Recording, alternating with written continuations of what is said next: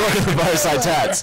What about tattoos? Let's talk about today's actually this is episode 25. Our Which almost is anniversary, funny, 'cause I'm right? 24 years old. Crazy. And you were on episode 3. Yeah, and it's numerology. Right. Welcome back. So on that note, on today's episode of Fireside Tats, we're gonna talk about the most common mistakes you made on your tax return earlier this week. If you didn't fill it out right, they'll audit the shit out of you. They'll audit the shit out of you. I saw a thing that said they're not auditing this year very much. They said they're overwhelmed. I'm I sure hear of that if you file too. for an man. extension, they hardly ever go back. I've heard that too. And I've heard do that your too. whatever. Yeah, thank God. I mean, they have so many programs now where you can fix a lot of that, and hopefully they're not cracking down or whatever. Except if you're rich. If you're rich, they ought to crack down. And they should. Absolutely should. But then you Especially can afford if the you're guys. rich and a Scientologist. Then you can afford the guys that crack down on the crackdowners. Oh, that's probably true. Yeah. You just pay your way out of it. Yeah. I'm putting all my Those are money problems overseas. I don't have. Yeah. Offshore accounts. Yeah. I don't have any offshore accounts. What? Either. We need some. We need to open a Fireside Swiss account. That sounds perfect. I Yeah. hear Belize is the new. The new Switzerland. No, I think you can buy Belize. You buy Belize. Yeah, I love You can this buy crap. Belize. Yeah. Sorry, Belize. They're going to buy your entire country. All right. Apologize for that. So today we actually are going to talk about tattoos. I love it.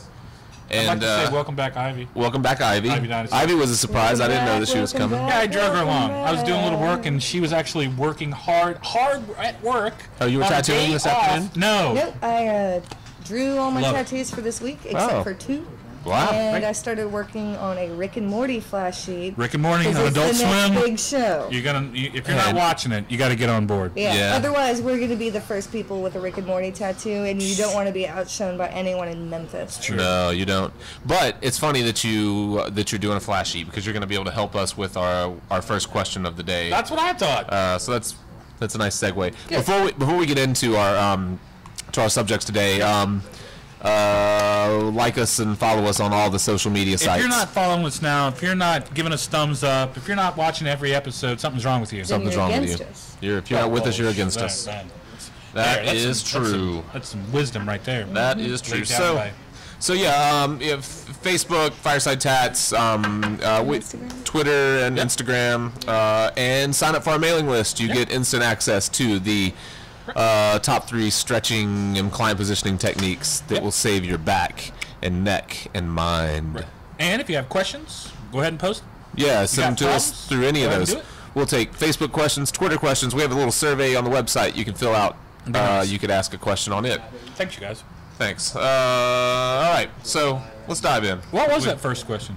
I'm pulling it up right now on my new tablet phone. Yeah. It's huge. It's for old people. Yeah, why are you doing that? How was Max's birthday? Pretty It was good? 4. Pretty good. That's what that was. That actually wasn't an Easter party. It was Max's birthday party Beautiful. that we did. I thought he was old. All right, so here we go. This is a question that came in. I was 3. This is a question that came in last week. It says, handwriting. Thanks. It says, I'm building a portfolio for an apprenticeship. I've been told that I have too much black and gray work and should involve some more color. Any tips on what mediums I should cover or mediums I should use?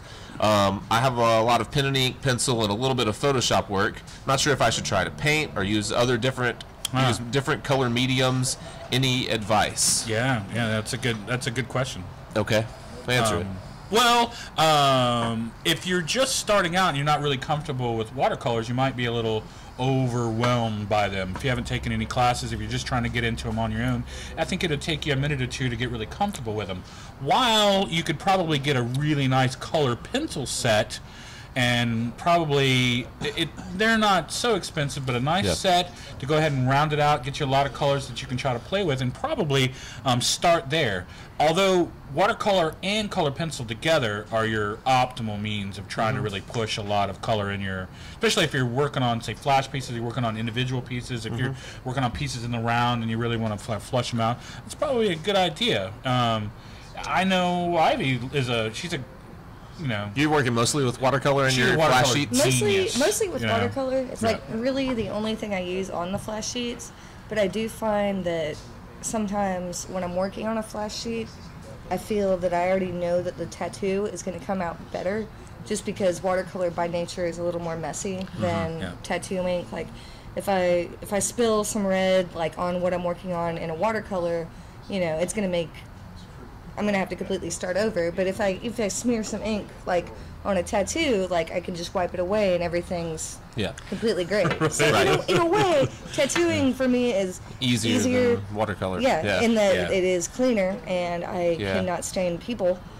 Yeah, that's true. Unless they feel it. That's true. But that's what I would say for at least like for flash sheets and stuff. Like one thing to start out with that I think translates really well as far as technique and color is colored pencil on flash sheets. Yeah. Because in a lot of ways you'll be working the same way that you would be with tattooing, like working maybe not dark to lightest, but like layering a lot and learning how to color blend without tearing up the same spot of paper or skin. Yeah. And you can often start with a black and gray base, like if you normally start with color, like a pencil, and then want to build it up to color pencil. And if you want to use some of your ink as some of the outlining elements, it's still a good way to kind of push and pull the design with other, say, with ink and maybe with a little, say, pencil in it too, color pencil. I mean, watercolor pencil might work better watercolor once pencil, you gotta get the hang of it. Kind of used to it. That's what I would.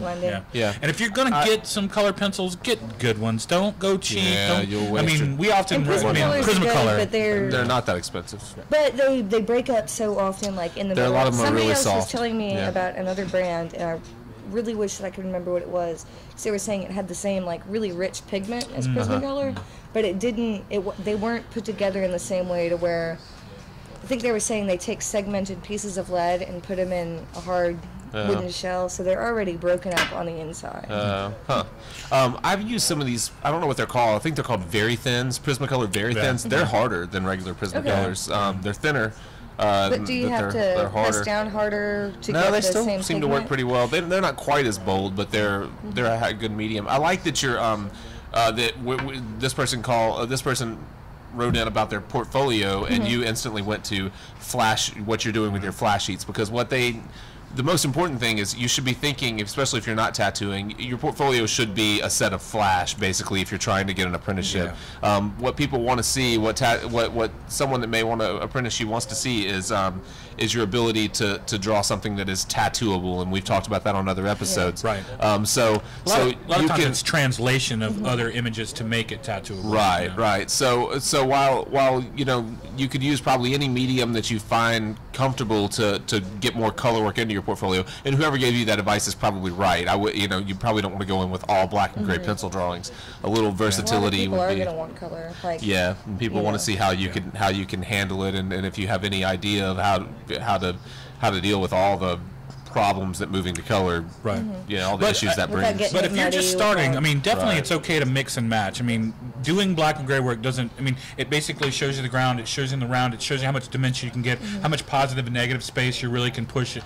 But color really is what you're going to be doing a lot of probably later. Unless there are artists that just stick with black and gray, but not many of them get hired on like that. It's hard to gain. Yeah, you really want to be as versatile. You can earn your way up to narrowing down what you want to do. Right. It's hard to. You really need to be versatile when you're trying to compete to get into tattooing. Now, once you're tattooing and you're putting out nice work, and if you want to be a black and gray artist, that's a different story altogether, I think.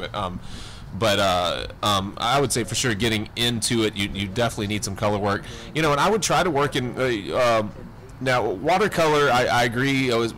Watercolor and pencils together probably are a good idea. Watercolor tends, like you said, to get a little messy. A lot of times, if you're not using enough hard edges or trying to pull lines back out of it, it's not going to read as being very tattooable. And so, if someone comes up to me with a watercolor portfolio and it's really washy and light, which we've seen a few artists that actually artists that are working with us now that came into tattooing with a really washy kind of style. Most of Vanessa's portfolio when she first came in had a lot of stuff, and Sarah as well, and there's a learning curve to that. So if you are using a lot of watercolor, or you're using even washed out acrylics or whatever it is, make sure that think about flash. I think that's a good idea. Think about hard edges. Think about contrast. You can do almost whatever you want with the color as long as you show that you have really good line work and like really strong line weights. Right. You can pretty much do whatever you want with the color as long as you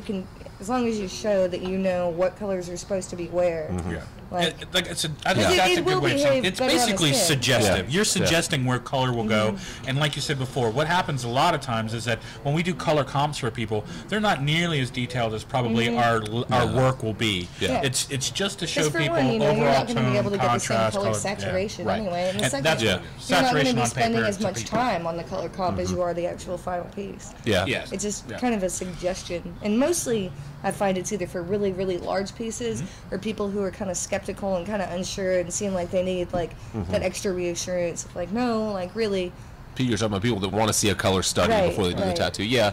I mean, for really large, I think that's exactly it. For really large pieces, I think people want an idea, and it's never a bad idea, even if you think you have a good plan on a large color piece.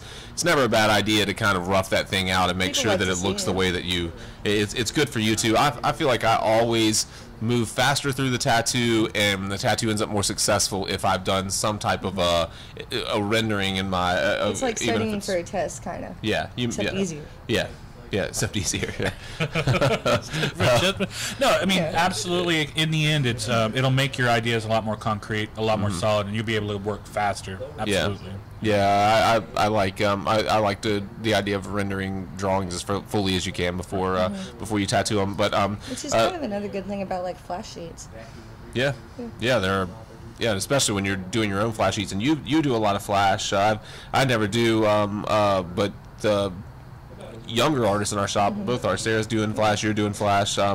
Vanessa even does some She here just and did there. a really cool Just Twin did a- Peaks one, actually. Yeah, that's Yeah, right. beautiful. So I think that's it's a Beautiful set. great idea, and it's a good way to It's a great if you're exercise. and if you're trying to build a portfolio and you're keeping flash in mind, you could literally build a portfolio and maybe start off tattooing things that you've drawn, which is going to be so much easier, easier. And so much definitely a less. privilege that a lot of people don't have. Yeah.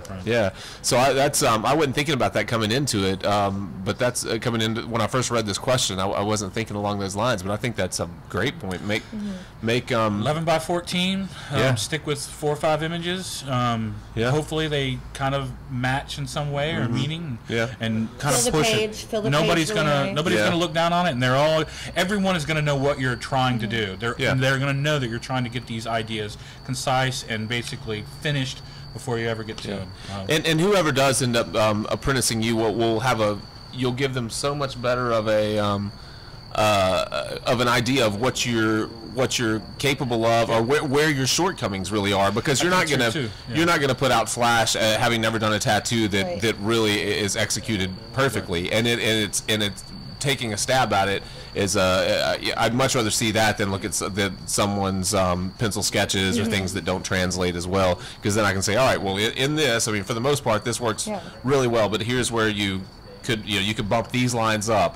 That red and that blue are too much of the same high key. Right. Like drop that blue back to to something that's a little softer. They look like they're competing with each other. Or like And especially if you're building a portfolio, these are gonna be great suggestions for you. I mean, you are gonna be experimenting with it, so don't get worried about that up front. Just throw it out there, and you'll get suggestions as you go along.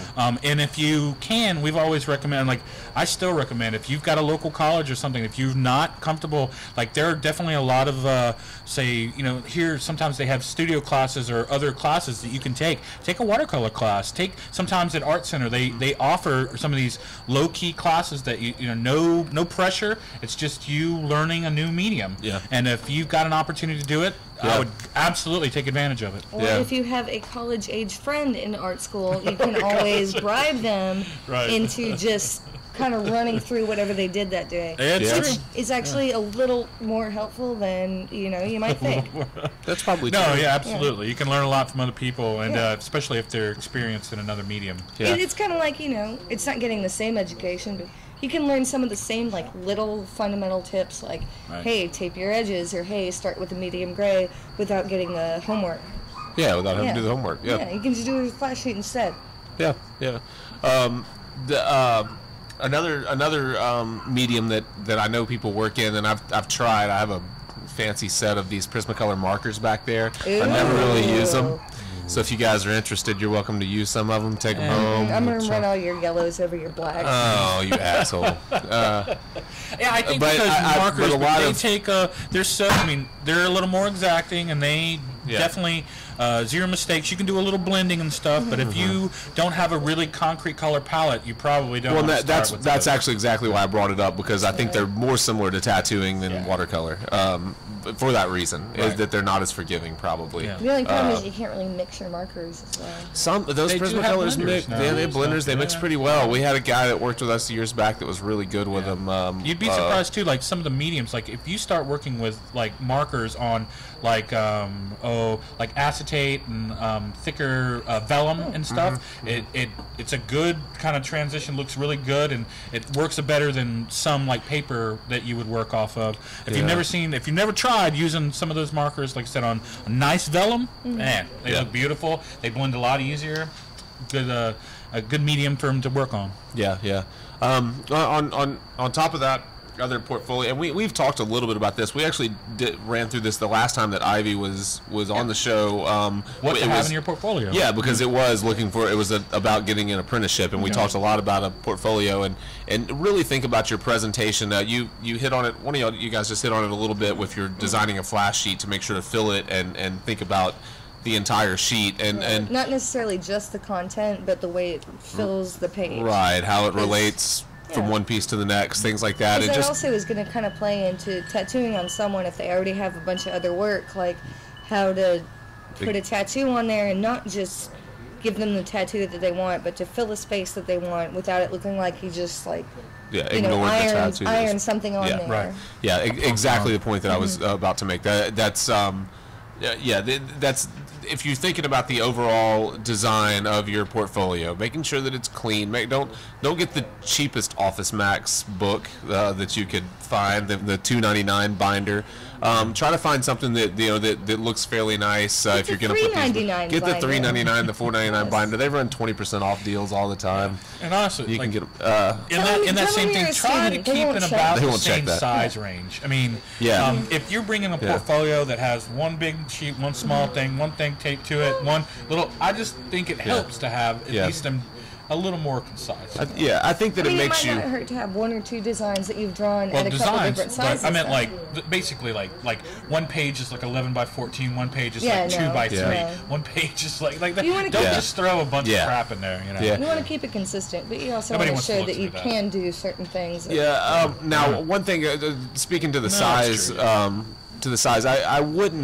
I would stick with things, with designs that were on the smaller side, maybe no bigger than your hand. Yeah, hand size. Because that's all you're going to be able to tattoo. If someone were to bring any of us a portfolio that was full of 20 by 24 drawings, then it's that's nice. No matter how nice they are, it's like 30 by 30 masterworks. You're not gonna do that for the next 5 years. Right. So why don't we concentrate? Why don't we start small? And so you may as well get a head start on that and try to put together nice, concise, little tight designs and do multiples rather than spending a lot of time on these giant drawings that really you're not going to be able to translate to a tattoo as an apprentice. That's a good point. Start with a bunch of little individual things instead of a cacophony of interacting objects like flowers, skulls. Yeah. Skulls and flowers, not just those specifically, but something that definitely some. I know some people. You probably want to stand out by doing something that isn't traditional tattoo imagery, but you need to. But that's what you're going to individual. But you want to keep it in that same size frame. Yeah. Well, I mean, but I think what you're. I think what you're saying is right. I think the tattoo style imagery is important in your tattoo portfolio or in your portfolio you're putting together to get an apprenticeship, because whether or not you want to do that kind of stuff, you're gonna do it. I mean, you're gonna do butterflies and skulls, and you're gonna do tribal, right? And you're gonna do skulls, and you're gonna do roses. Yeah. And so you may as well you're gonna do dolphin, right? Taz. Right. You'll do you might avoid the Taz, and aren't we past that? Or is it? Oh, did you? Did one. Well, maybe not then. It's a zombie, but it's not dead. Zombie Taz. All right. Well, anything else on that subject matter? Hopefully, like I said, try different mediums. Try a class if you haven't done it. Try working maybe with color pencils before you start to get into watercolor pencils. Or watercolor pencils. They're I found they were a really good segue between when I started doing color pencils and when I started doing watercolor. There you go. Because I could make the parts I wanted to be washy. And then other parts bold. Perfect. The most important thing I found is some really nice line work. Like, not too much of it. You want to tell what's going on. Yeah. No matter how good you are at, like, painting and blending, like, lines. Lines define what the fuck that tattoo is on you. Yep. Contrast. Light and dark. That's exactly what Lots of light and dark. Contrast. Because you want to be able to tell what it is, but also, like, you know, you might want to be able to tell what it is from, like, a little further back. Right. Yeah. I don't know if you guys know this, but light reveals form. Yeah. I learned that in a podcast earlier. Ooh. Yeah. All right, well, let's take a break. And Good stuff. Was that really? Wow. Well, Nice. that was the first question. I like it. Is there anything? I gotta go check my insulin levels. Okay. Wow. Good. And thank you. We'll be right back. We'll be right back. Yeah. All right, I'm going to get to the next question tonight. What is it? What is Difference. difference between simple needle Single needle. and multi-needle black and gray work? All right. I'm reading What- your handwriting. Thanks. What is the difference between single needle and multi-needle black and gray work? So, A fallacy. yeah, so obviously you see people that will post something from time to time that says like done with single needle, blah It's blah true. blah. That just means that they did it with a liner, right? Well, no, I mean there are no, single no, needle there are liners. single I needle know liners. that, That's but what I'm saying, like, normally doesn't that mean they just did it with a liner? it usually means. And they think it I'll was tell a you someone single that needle. think that jumps into my head as soon as I see that is Jack Rudy. Yeah. Everything he puts up, he's like done with single needle. It'll be a skull or something he did. It seems So like it you'd probably rip somebody is up a doing single. Yeah, it would be. You'd have to be really It's- good at using them, and you normally you're making those single needles yourself a lot of times. Maybe And he's isn't not. there a Most lot of of- stippling involved? Like, No, you I don't can't think shape on with a his- single needle. A lot of His- times the single needle actually has 3 needles. They've cut down the 2 They've needles. cut down the around 2 it. needles around it. So it still because has it has like to a- have some stabilization. Right, because Yeah. a single needle would just like fly Yeah, around. it would fly all over the But place. it's, You wouldn't be able to get never anything. truly a single Well, needle. a single Well, needle yeah. puncturing the skin, yes. Yes. Okay, so, all right. Yes, but I'm saying it's a single needle puncturing the skin. With 2 needles With that 2 needles end that about are right here. barbed They off. are They've clipped 2 of them. Right. shorter. Yeah, yeah. But So, I'm saying, but it's, nothing's ever, they don't make a single, I mean, if someone does, they will be disappointed, I would I think. feel like you Yeah, I have to think use so. 3 In the way rubber that- bands. Yeah, you might. So what? Obviously, we're Ivy we might doesn't be- use any single Yeah, needle. none of us use single needles, but yes, people do. The They difference, still do. Yeah. it's not just you see that they asked what the difference was for black and gray work. It Sure. doesn't matter if it's black and gray or color or anything. There are different needle configurations Yep. that people use, and it's no different than using if you're painting your living room and you have a 1-inch brush. a 1-inch brush that you use to cut in, and a 4-inch brush for doing the trim, and then a 9-inch roller for Right. doing the walls. That's right. It's the same idea. Now, basically, you have needles that are configured. That's why they call. I forget how that was worded. But that's why they call them a single needle configuration or a Right. multi-needle configuration. They're configured in It's like different a- groupings. I always think of it as like in a marching group. You know what I mean? How you have certain people in a certain number of lines, and then you might have a couple people, like, you might have 3 in the front and then 4 in the back. Yes. It is And- kind of like a marching Yeah, band. and it would be like a 7 Yeah. liner. Right. But it's not that they're all And that- in a well, that's single row that you're Right, just that would be a breaking. 7 mag. Right. Yeah. So basically, you have round configurations and you have different types of flat configurations.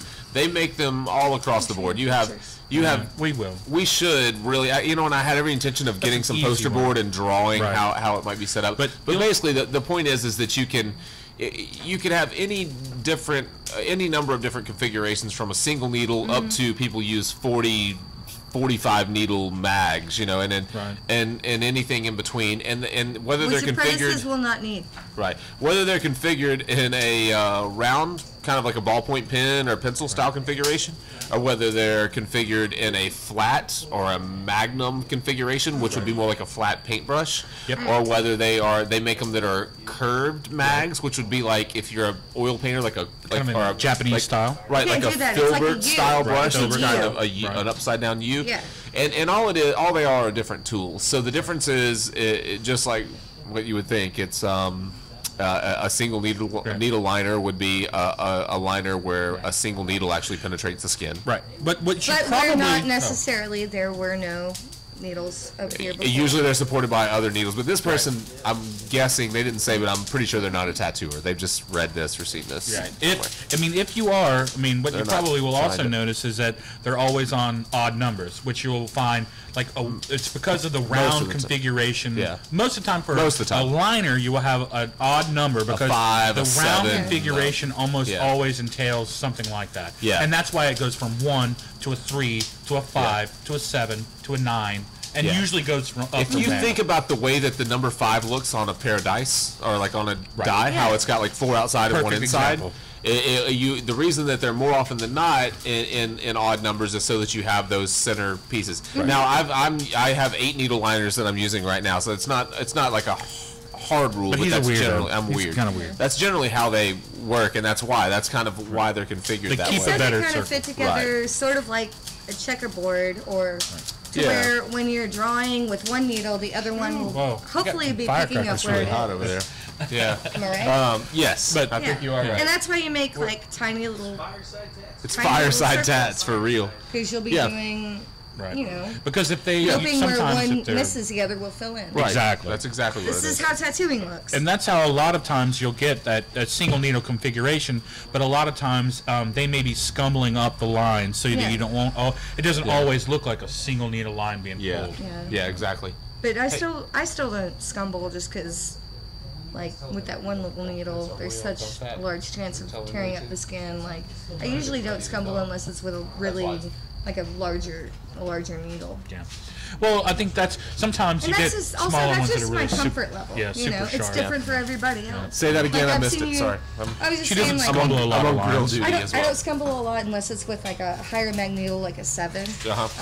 And I've seen David scumble, and I scumble Dimitri with 5s all the time. who is from France. Like, I've seen you guys scumble with 5s. I've seen Dimitri scumble with like 3s. I've seen him use 3s for most everything. But he's French. He does a bunch of weird shit. Yeah, they're weird. He uses one of those no fart pneumatic machines like you do. Yeah, it's not pneumatic. It's rotary. I call it no fart because they're silent. Yeah, that's true.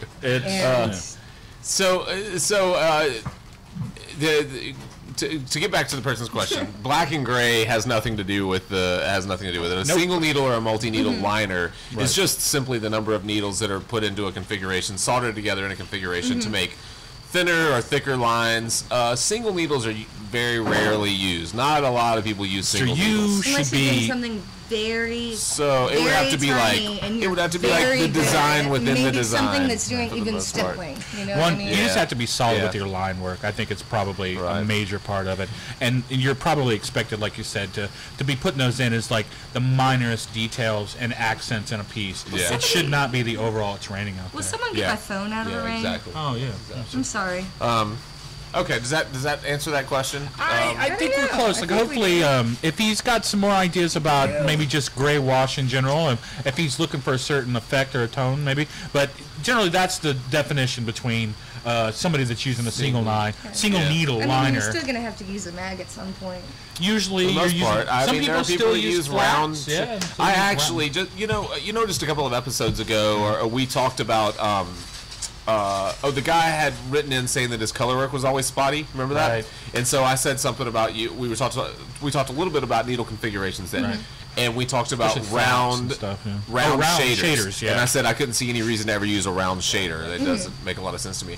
So just so that I wasn't talking out of my ass, I ordered round shaders, and I used them for the first time the other day. What'd you think? I think that I was right. I don't see any reason to use round shaders. I mean, I feel like have it would them. be harder to get into corners of something. Like if you were doing tribal and you were trying to get into like a really like one of those stupid V shapes. Not that tribal's stupid, but one of those V shapes. Like to get a really tight corner with the round shader seems like it would be like trying to get in there with like a round crayon. You know what I mean? I mean because for a round shader, I think to be big enough to serve any kind of a purpose, it's not going to get into these little tight edges, like you're Yeah. saying. So I ordered 9 round shaders, and I actually used them not long ago on I was doing a little sugar skull, and it had some like filigree through it that was think I fairly saw that. wide, and I used it through that. It worked pretty well. I will never order them again because it didn't work any better than a 7-mag turn on its side. But it seems like also in Doing that the piece same you had thing. mostly organic shapes, and you didn't have anything super Nah, geometrical. Yeah, I you know really what I didn't. mean? I really didn't. I think that for the most part, It looked wonderful. Magnum. Thank you. For the most part, Magnum or flat shaders, whatever. Magnum shaders, I'll say, because they make flats as well that I never use. And Magnums. Yeah, so They make for the it most nice. part, you can make those get into any place that you need to get into. So I don't see any point. I still don't see a point in a round shader, even after Yeah. using them a couple of times. Like I said, I'll unless use you're up doing- I've got 20 of them now, so I'll use up the 20 Unless that you're I have. doing like really, I love a round think brush, linear like Yeah. color places too. Like sometimes if you're really trying to thicken up a color line that you've put in a certain amount or something, maybe you could use them for that. I think And fairly I well. could also Yeah. see maybe using a round mag shader if you were doing something like if you had a No such couple. thing. Yeah, There's a round no mag. round That's two mag. You different know what I things. mean? The thing Yeah, I'm yeah, trying yeah, to say. A round shader. Okay. If you were what? If I was going to use a round shader, maybe for something that was behind some linear works already, like, hey, I have 2 birds and I want some filigree behind it, but I don't want an outline Perfect- on the filigree. perfect I want word. it to look Yeah. atmospheric. Yeah, I could see that. You I could see that. And it would, you could still follow the shape Yeah. of it, but it wouldn't have that linear edge to Yeah. it, Yeah. And if you're looking for something atmospheric and soft, it might work pretty well. Yeah. Yeah, it might. I don't It might. know. I think I you're. don't know. Yeah, it could be. I work with these curved magnums all the time now, and I feel like I get a real kind of soft edge with those. And I'm probably just gonna stick with those. I think one thing is that anytime I use a round configuration, I think of it as a liner. So I really feel like it should put ink in. When you fill with your liner, how it's so solid so quickly, Right. Right. I really feel like that they should do that, and this round shader didn't at all. It acted more like a mag, and then it kind of Yeah. peppered color. So maybe if you got used to it, if you came up using it, I'm not saying that no one should use it. I'm saying I won't order anymore. I'll after say I it. use Don't use them. Don't use those. It's Don't. kind of dumb. Use a mag. Right. Get used to a 5-mag or a 7-mag. Yeah. Just play with those. Yeah, if you get there's up no bigger reason. than that, if you need bigger. Yeah, you can go work with as a big of a 9, mag 14, as you whatever. want, but I don't see any reason to use a round configuration to fill. I think that you're. Seems like the same, like, I don't know. Maybe I'm completely out of line, but it seems like the argument I hear between watercolorists who are like either adamantly against using black and white watercolor because it makes it opaque, and people who are, adamantly for it. Like, it works really well for some people, but most of the time, especially if you're starting out, like, fuck it. Yeah. Like, Yeah. unless it's something that really hooks you in and, like, you're just intrigued with it and you're good at it, Yeah. because it works really well for some people. I was about to say, But, there may be somebody yeah. out there that if you're apprenticing under and somebody, they show you how they work well, we'd love to know about But it. at the same time, Yeah, I've seen yeah. people who have been apprenticed by the same people who are like, they're only going to use a round, and they don't let them, and it's awful. Yeah, I mean, yeah. that's a terrible that's why, idea. That's why Blank switched shops just recently. Blank. Right, and that's true. I think Yeah. that sometimes you get frustrated by using the same technique or the same thing where it's not working for you, and then you realize that that's the reason why. You Yeah. just have been led down the wrong road. Exactly. And you'll. Which, Pick up a I mean, mag. You'll it's- love it. Yeah, it's no fault. It's not your fault. Yeah. But go ahead, and if you know that there's something different you can try, fucking do it. If I you're not think you gonna should get try. involved, I fucking mean, do it. the reason I ordered these round shaders is because because I made the comment that I couldn't see any reason to use them, and I thought, well, Yeah. that was kind of a dumb thing for me to say, considering I've never used them. So I've tried them a couple of times now, and luckily I think I was right when I said that. But it think it's doesn't nice. mean that. Yeah. Yeah. I think what we've Yeah, also that's- figured out too is that a lot of times if you do have to use a smaller one, if you're used to using a good 7 liner and you absolutely have to have something that's that tight that you can get comfortable with scumbling it out or filling an area with a very small, even maybe your liner instead of just switching to a shader or See, a I just open don't see how liner. you couldn't switch to a shader. Well, I meant like- otherwise, I Yeah. can you see said, you doing like you said, if cross-hatching it's work, if but it's the anything else. smallest Yeah. thin of like filigree that goes everywhere, Yeah. you're going to be hard pressed to stick a shader into every angle of that, especially when they go more than 360 degrees.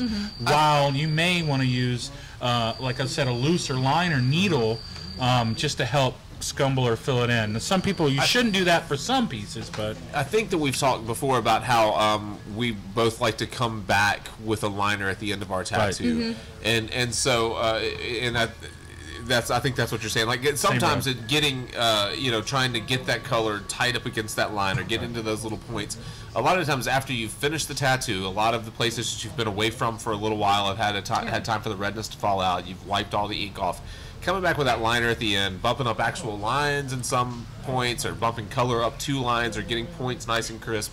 It makes there's subtle differences, and they're nothing. It's not like if you looked at the tattoo and that wasn't done, you would say, "Oh wow, someone should have come back and bumped that color up tighter and pulled that line tighter." Right. But when you do it, the tattoo goes to another level. I think. I think that when you come back with a liner at the end and use it to scumble stuff in or bump, especially when you talk about like those white halos and stuff like that. Yeah, white halos, or even tribal work and stuff. Coming back at the end of your sharpening the sharpens points. Up those tips. Yeah, making sure that your fill is up against that line completely.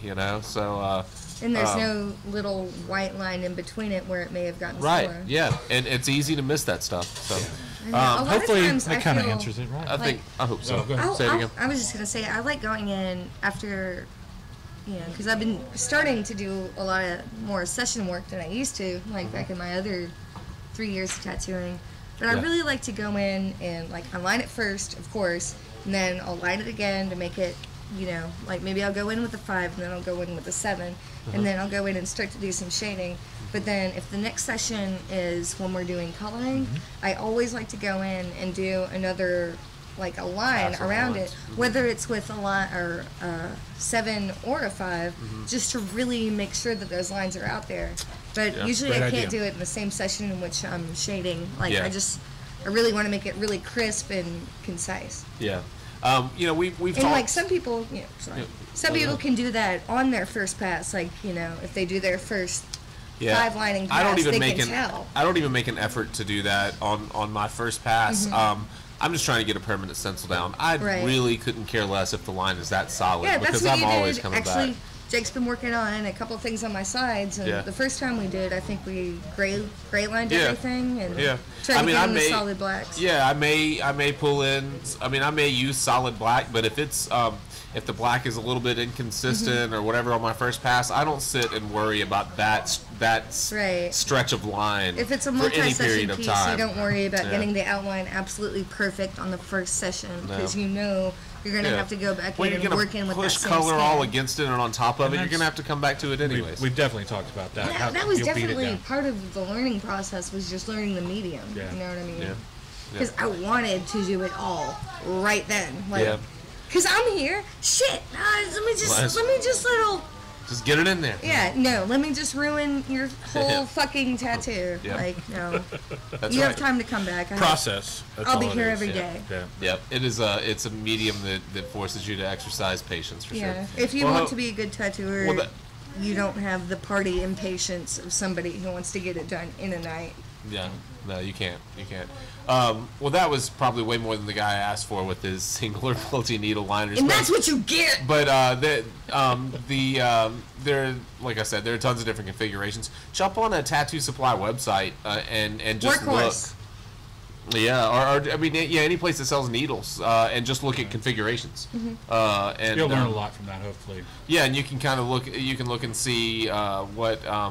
And now they're doing so many crazy things. Like I ordered some not long ago that I've moved. We talked about it on. If you watch the show regularly, then you'll know I've moved to these rotary style machines that have cartridge systems where my tips and my needles are built into one. So I order a cartridge that's a 7 cartridge or a whatever cartridge, and so I ordered these not too long ago that were called power liners. It's like, what does that even mean? What is a power liner? Like there was no description. Bottom? Well, it's a looser configuration. So you kind of slow the power supply, slow the machine down a little bit, bury it a little bit, and pull, and you get these really fat, nice, thick, clean lines. But you would never know that by reading power liner. All it means is looser configuration. Looser, So For anyone that's buying those cartridges and doesn't know what it means. And if it means something else, I'd love to know from T-Tech or whoever. But me pushing the cartridge out and looking at the needles next to other needles, I would just say it's a looser 7. And this is a tattooist. I mean, definitely experiment a little, but I would think you'd want a little more in your you'd be a little more comfortable with not working with single liners to start with. That's one of the things you may want to work on and get used to. But there's not many tattoos that you're going to get into unless they're just super detailed and super fine line and super tight that you'd ever use them for anyway. I think it's a minority, a small minority of tattooers that are using single needles for very many things at all. I can't find a single reason to use. Yeah, the only reason is like, if you were doing something that had some unusual like cross hatching that you didn't just want to like blow out. It's very hard to get any of that really stays that way, because normally the lines will get a little thicker over age and stuff, and so you don't want to put a bunch of they'll get a little. Especially, that's a good point. I'm glad you brought that up because a single needle liner is what it's gonna do over time. I would think, having not used one, is it's gonna be less consistent. Like. People that, if you look at people that do really bold traditional work, they're using 7, 9, 11 liners. They're using big fat liners. And so when you have more needles like that, you get a little more consistency. And so the fewer needles, the less consistency. Absolutely. So what you're going to end up with using a single needle to line a lot of things is some areas that are maybe a little bit fat, fuzzy, blown out, some areas that have fallen out altogether. And it may not look like that at first. You're probably going to have to go over whatever you did with a single liner if you want to work it into a bigger sleeve. If you want to work back just into it, if you want it to be consistent, you know what I mean? Yeah, because nobody else is going to probably be using a fucking single liner. No, that and the other thing, it's also going to Yeah. slow you down quite a bit. Yeah. You're going to have to work a little slower than you would with a normal liner. Absolutely. So if you use a single needle liner, tell us why we're wrong. But good luck. Yeah, good luck. We don't believe you. And don't get mad at me because I don't fucking know anything. She didn't know anything. She's She's only been tattooing a few years. Well, I've been doing it like 4 years. She's making shit up right now. Yeah, but I'm better than your little sister. That's right.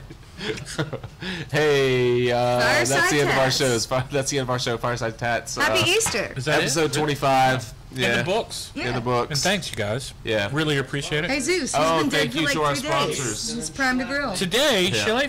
Schlafly, St. Louis, Jameson. absolutely great brewery. Yep. No, please, Schlafly. Max's ex-4th birthday. Yeah. Congratulations, Big 4. Max. Big 4. Way to make it to 4. Hey, don't Right. forget to ask us questions You can't or see send us it, but comments he's doing or reviews. Rate us 5 stars on iTunes if you listen to the audio version of this podcast. Or rate us 4 stars because it's Max's birthday. No, we it's want 5 stars. stars. Yeah. For next birthday. The next birthday, yeah. That's what But questions, Please absolutely, questions. send them Comments. in. We will absolutely. like us on YouTube. Nobody hits like on YouTube. Have you noticed that? The you have to video will sign have in, like you have to be 2 real. million views and 9 likes. We got Like- 0 boobs. We got 0 boobs. Yet. David, Not yet. Huh? you're here every week. No, I'm not showing none. I don't even know what that means. Well, I 0 can't. I'm wondering. bids. It's like Game of Thrones. You get bids. You haven't what? I don't watch Game of Thrones. We usually watch What? Rick and Morty. Sorry. First of all, yeah, and Rick and Morty. If you like Rick and Morty, I've seen some of Adult that. Swim, A we're little bit, that's definitely true. sponsored by Watch them. Rick and Morty. Come to Memphis, Tennessee for the very first Rick and Morty flash done in the country. William Street will thank you. Thanks, guys. Have a good night. Have a great one. Thank you Thank for you. the support. We love you all. Email me pictures of your boyfriend. Oh yeah, you meant. What?